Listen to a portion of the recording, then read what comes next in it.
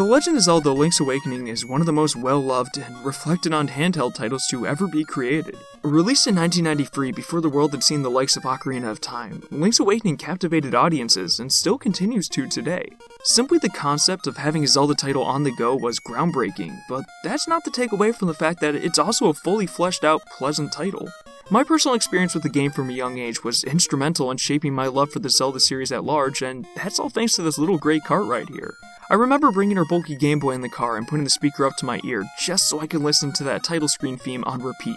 Now you can simply search the song on YouTube, which certainly cuts down on the cost of batteries.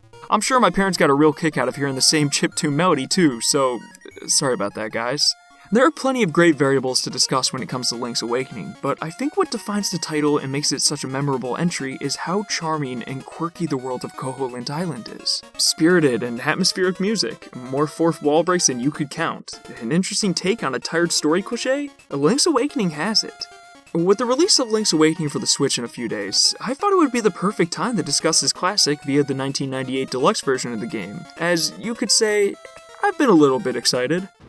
Oh, wait! Is this the beginning of Link's Awakening? Is this the beginning of Link's Awakening? Wait a minute. Okay, so Kevin's... Okay, got it. Oh my god! Oh my god! I willed it into existence! Listening to the soundtrack did it, damn it! Before we get started, this video will be covering all facets of Link's Awakening, and there will be spoilers. So if you want to enter into the reimagining blind, then this is your warning to click off and come back once you've finished it. Well, with that said, strap on your Pegasus boots, grab your Roc's Feather, and let's jump back onto the enchanting island of Koholint. Let's get one thing straight. Link's Awakening is one of, if not the quirkiest title in the Zelda series. Upon first inspection, it's your typical Zelda game as denoted by its diverse environments, selection of dungeons, and general gameplay. However, the answer to Koholint Island's magic lies in the ensemble of characters inhabiting the far reaches of the land, who are showcased through side quests and the most unseemly places. The shopkeeper who summons the power of Zeus to smite any fool who steals from his shop, and brainwashes Koholint citizens into only calling you thief. Emphasis on the capital letters there. Grandpa Aurora, who refuses to talk to Link in person, but will happily give him hints by using telephone booths scattered around. And then Madame Meow Meow, who only owns dogs. On another note, Link's Awakening isn't a game that's necessarily based around deep, integrated character integration, but rather swift but memorable interactions. For example, there's a long, expansive chain of item deliveries that makes absolutely no sense, where you give a chain chomp a bow for dog food, so you can give it to the alligator that loves to collect canned foods? But then he promptly eats it, so what the hell do I know? There's also a knockoff Mr. Right from SimCity and a mermaid involved. And it just is the most random line of side quests I've ever seen in my life, but that's a good thing. This trading sequence sticks out immensely due to the zany cast and outlandish items you receive, and the behaviors of these wacky inhabitants reflect upon the world itself, imbuing it with wonder and memorability. I'd also say it set the standard for NPCs in the Zelda series, as each game has its assortment of oddballs, but more so each title that followed Link's Awakening. One of the most apparent examples being Talon and Malon, who respectively took inspiration from Terran and Link's Awakening's best character, Marin. Despite not appearing much in the series, Marin's one of the most beloved Zelda characters, and a lot of that comes from her role in this game, as well as what she represents for the entire franchise. For the free titles before this, Link has never really been accompanied. The first two Zelda games are mostly centered on Link's goal to save Zelda, which means that the player barely gets to see Link interact with notable characters on his adventure. A Link to the Past is better with its high emphasis on narrative and Zelda's presence in Hyrule, but she's still gone for most of the experience. Marin is truly the first time the Zelda series has introduced a character that is interactable and provides Link with new conversation for the entirety of the game. In addition, she continues to have narrative-oriented appearances and purpose up until the game's credits. Specific instances include teaching Link her song, her appearance on Taotao Heights in her attempt to wake the Windfish, and my favorite scene, Link and Marin's moment of serenity on Tarambo's shores that leads to their pseudo-date. The change of perspective and musical transition as the horizon slides into view demonstrate that this moment is unlike anything the game has presented thus far. For the limitation of the Game Boy, this scene is painted beautifully with the beach scene, a complementary collection of colors, and the ambient noises of the sea. Center frame are our two characters of interest as they stare towards the horizon, an endless sea cloaked in a boundless sky that represents the mystery they seek an answer to. Marin expresses dreams, curiosity, and passion in her time with Link, as seen with her desire to see what lies beyond the sea, and eagerness to learn about the castaway hero. There's a small break where Marin looks over to Link, likely to see if he's actually listening, but I've always imagined it as something more sincere than that. Not only is it nice to see Link finally get a break from countless adventures, but to share a connection with someone in a heartfelt moment. We also get a better look into Marin as a person on her and Link's journey together through her unique dialogue and the DX pictures. I believe these convey a lot of expressions, so check them out.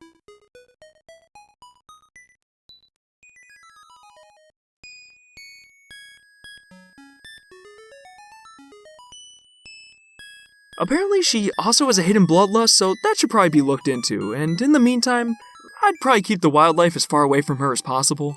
Something else of importance to consider is Marin's similarities to the Princess of Hyrule, Zelda. Within the opening moments of the game, Link mistakes Marin for Zelda, which could be a result of his hazy memory and blurry vision after just waking up. However, there are several similarities to consider. She wears a blue dress similarly to Zelda's casual clothes as seen in official artwork for A Link to the Past. This specific detail has weight merely because Link's awakening falls in place sometime after A Link to the Past in the timeline. This particular detail wouldn't be apparent until later on in the series, but Marin is shown in her artwork to use a harp, which the Zelda from Skyward Sword and Ocarina of Time as a form of Sheik have used. Regardless of how strong you feel about these connecting details, I believe the important takeaway is that Marin acts as a dive into Link's psyche. As I mentioned previously, Link's journeys have typically just been himself, with Princess Zelda out of the picture for most of, if not all of the adventures. Marin's role in the story is likely a reflection of the connection the weary hero looks for as a more grounded, built-up relationship. As a result, it makes interactions between the two characters that much more meaningful. Nevertheless, despite Marin's similarities to Zelda, she's very much her own character, as evident through her questioning of life and the recognition of Koholin's state. One of Link's Awakening's most notable inclusions is its subversion of a typical trope, the "it was all a dream" plot device. In video games, Super Mario Bros. 2 is one of the biggest offenders because it blindsides the player and makes them feel that everything they've done will have no impact on the characters. Mario doesn't learn anything from dreaming about fighting giant toads, so why does Link's Awakening get a pass? The main reason is because although it might try to convince the player it's not a dream at specific intervals, it ultimately doesn't hide the concept. Instead, the title uses the premise of a dreamscape as a plot device and method of appealing to the emotional side of the player through well-integrated pathos. Let's start at the beginning. The title Link's Awakening in of itself kinda gives away the twist, but it's masked by a couple hints in conjunction with two particular moments. Link waking up in Marin's house at the beginning of the game, and the dream shrine tucked away in Mabe Village. One of the aspects I love about the game is how sudden it happens. Starting up a save file immediately cuts to a Link restlessly shifting back and forth to a frantic tune, which transitions into a more peaceful melody as soon as he awakens from his slumber.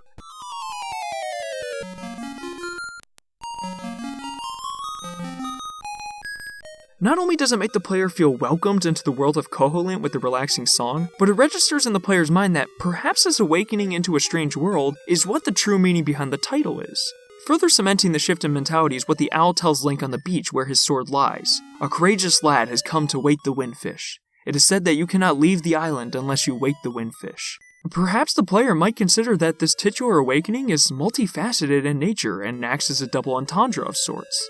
These opening beats provide a false sense of security that permits the player to push logic aside and simply become immersed into the world without further consideration of the premise. As for the Dream Shrine, it's one of the best areas in the game for establishing atmosphere. Walking in shows a single bed at the top of some stairs and an eerie tune that only plays at this time in the game, but the melody that plays once you enter the bed is a reflection of the tune that plays in the opening once Link's boat is struck by lightning.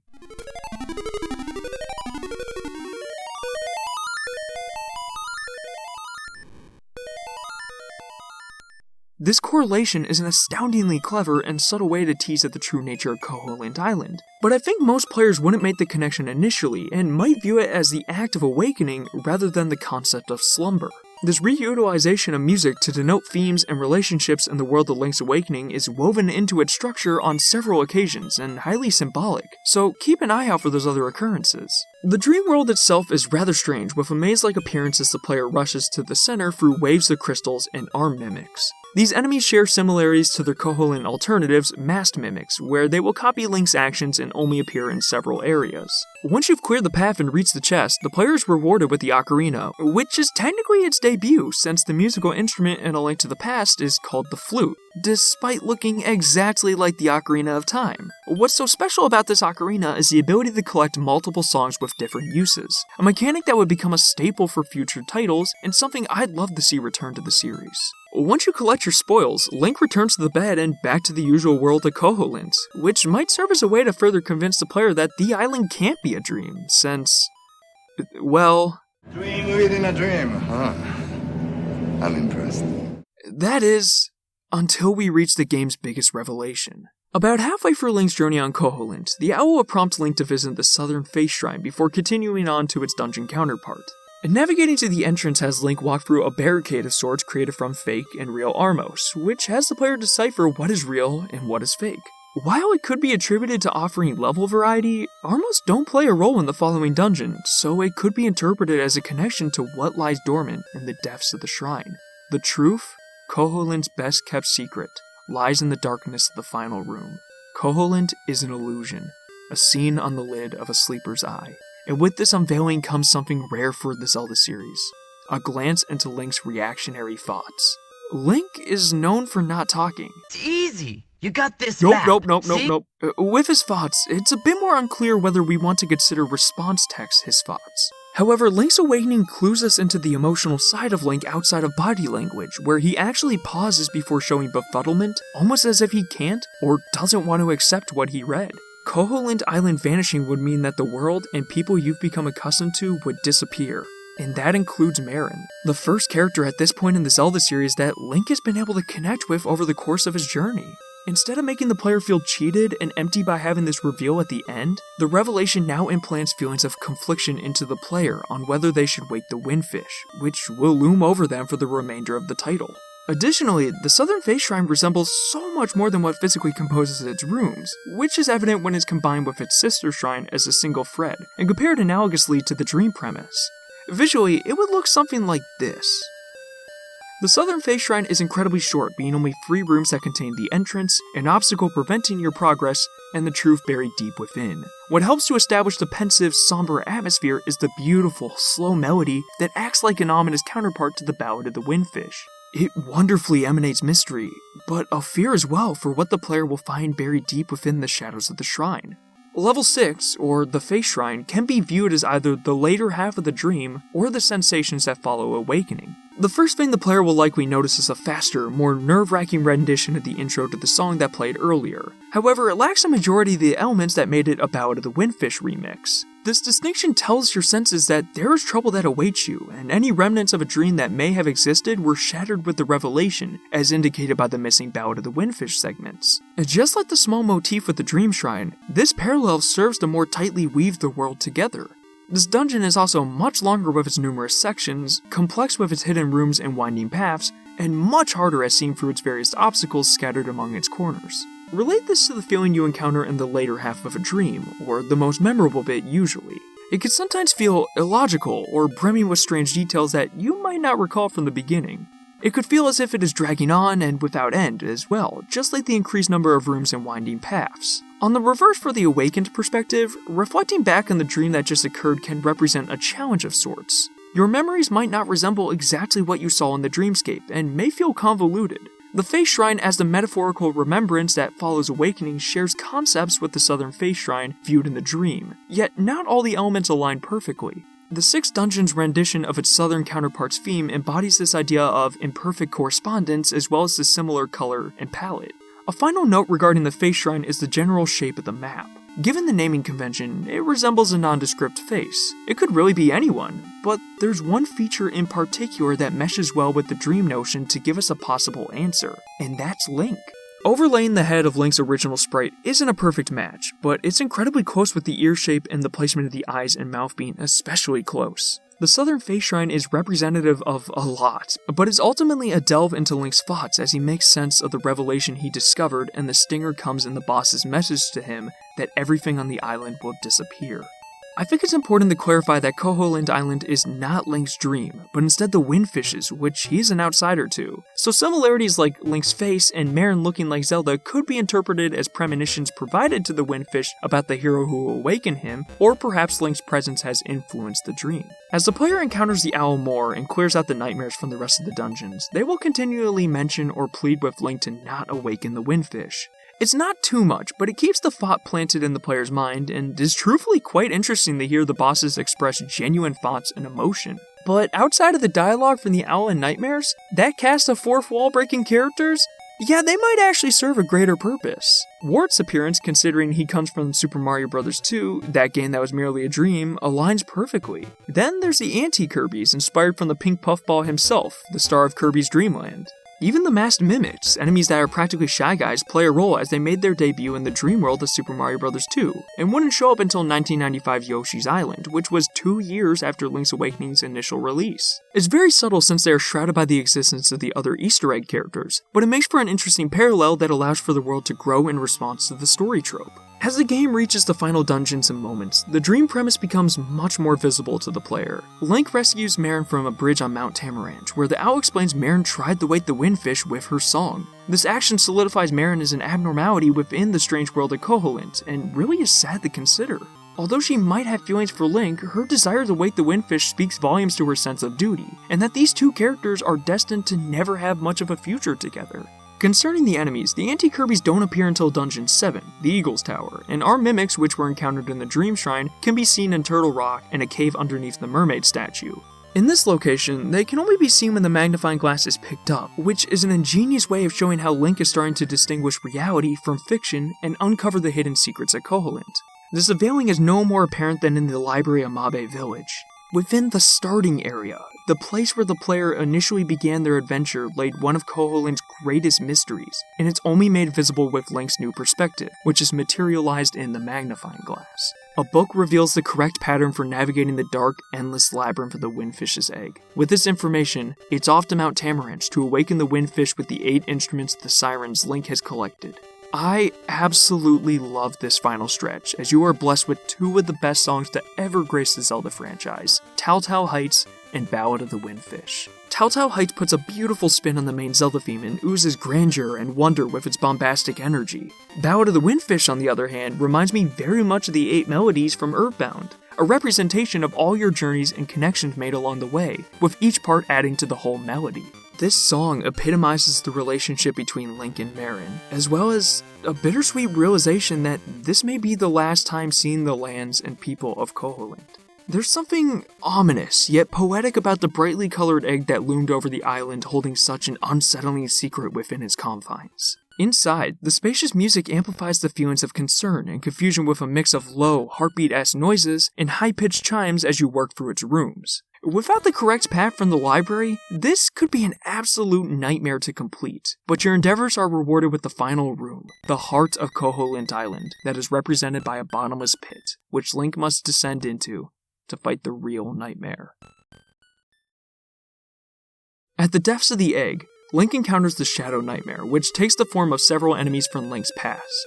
Due to these forms, it's incredibly likely that the nightmare manifests Link's memories to physically and mentally combat Link. Even when the boss battle begins, the nightmare is shown to be below Link in what could be interpreted as its existence as his shadow. The Zol form doesn't necessarily inspire fear, but Agahnim and Ganon, 2 of Link's most formidable opponents from this timeline, could likely instill some level of terror within the hero, even with the Triforce of Courage.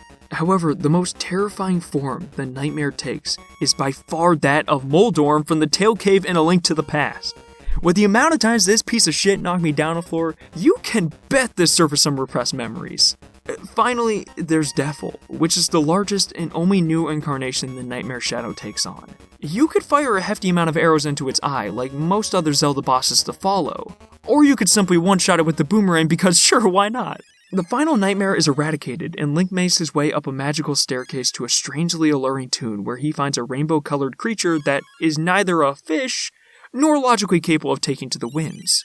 Honestly, it kind of feels like some Dragonite logic going on here. The Windfish remarks that only the memory of this dream will remain, and that is Koholint Island's true essence. Link plays the Ballad of the Windfish one last time, and the player is shown the world they've become so attached to fading into white nothingness. When it finally reaches Marin singing in Mabe Village as she usually does, the scene pauses for longer before dissipating, and man, this really hit me harder than I thought it would after seeing it again. The softness of the melody in conjunction with the deliberate pacing of each fading image is surprisingly powerful, and a creative way to reflect back on the entire adventure.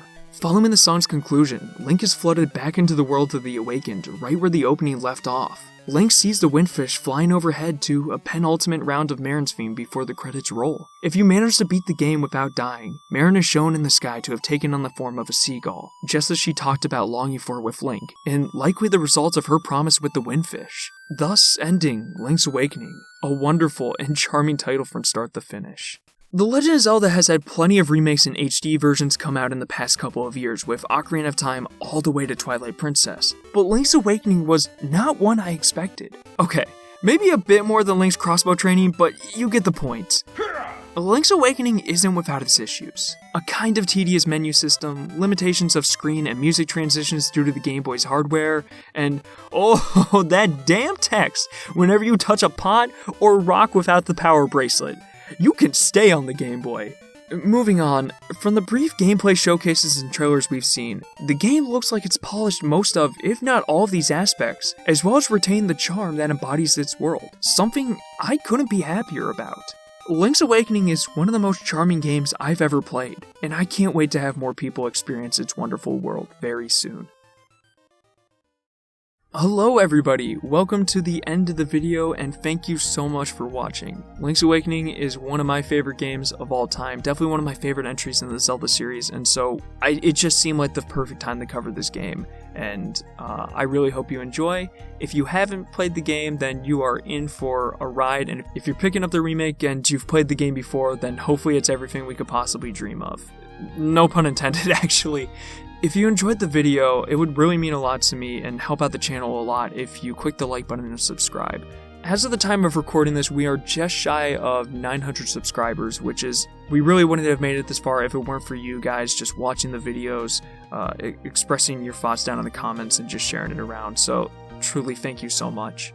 I also want to give a really big thanks to my brother for helping me out with this video. My brother absolutely adores this game, probably more than I do. It's one of his favorite Zelda titles as well, and we just have a very big attachment to this game, and so I ran a lot of my ideas for this video across him, and he threw some ideas back to me, and he also helped me revising and just going through the script to make sure my ideas helped out, so thank you for all the help, man, and this video's for you.